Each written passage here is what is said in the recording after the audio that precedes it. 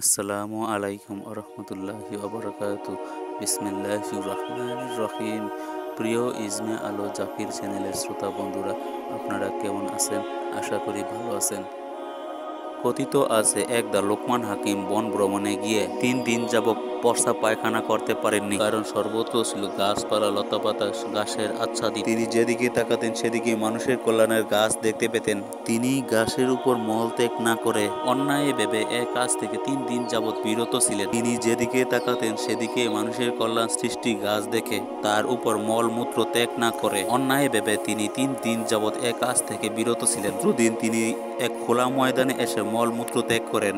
এক বর্ণনায় জানা যায়, লোকমান হাকিম কোনো রাস্তা দিয়ে চলার সময় সমস্ত গাছ উদ্ভিদ তাকে সালাম দিত বা সালাম করত এবং মানুষের কল্যাণের জন্য ব্যবহার করার জন্য অনুরোধ করত। হযরত দাউদ আলাইহিসসালাম এর সাথে তার সখ্যতা গড়ে ওঠে। পরে অধিকাংশ সময় তিনি নবীর সংস্রবে কাটাতেন, নবীকে বিভিন্ন বিষয়ে সাহায্য ও সহানুভূতি করতেন। এক সময় তিনি হযরত দাউদ আলাইহিসসালামের এর প্রধান বিচারপতি হিসেবে দায়িত্ব পালন করতেন। একদিন ঘুমানোর অবস্থায় লোকমান হাকিমের নিকট জনৈক ফেরেশতা এসে বলেন, হে লোকমান হাকিম, আল্লাহ তাআলা তোমাকে নবুয়ত প্রদানের খবর দিয়েছে। লোকমান হাকিম তখন ঘুম থেকে উঠে দেখেন একজন সাদা পোশাকধারীওয়ালা লোক তার নিকট দাঁড়িয়ে আছে। তখন লোকমান হাকিম তাকে জিজ্ঞাসা করেন, আপনি কে? কি জন্য আমার কাছে আসছেন? তিনি জবাবে বলেন, আমি একজন ফেরেশতা। মহান আল্লাহ তাআলার পক্ষ থেকে আমি আপনার কাছে নবুয়তের খবর দিতে আসছি। লোকমান হাকিম বলেন, ভাই, আমার পক্ষে এই দায়িত্ব বহন করতে সম্ভব নয়, কারণ এই দিকে পয়াগম্বরী আজ আমায় উত্তরণ হওয়া আমার পক্ষে সম্ভব নয়। দ্বিতীয় পয়াগম্বর